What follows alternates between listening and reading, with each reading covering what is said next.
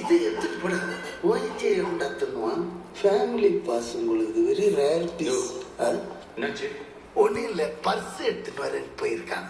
அதில் அவனோட family photo இருக்கான். ஐயோ, என்ன விளையாடுற? பர்ஸ் எடுக்க யாராச்சும் போவாங்களே இப்போ? அதுதானே.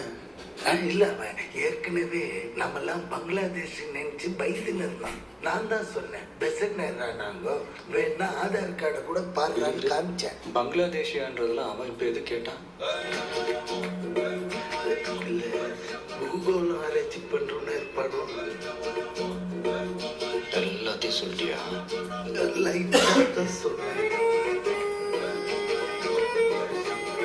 ஆனா அவன் தான் மெயினாலு மட்டும் சொல்லிடாதீங்க. அவன் தான். அவனும்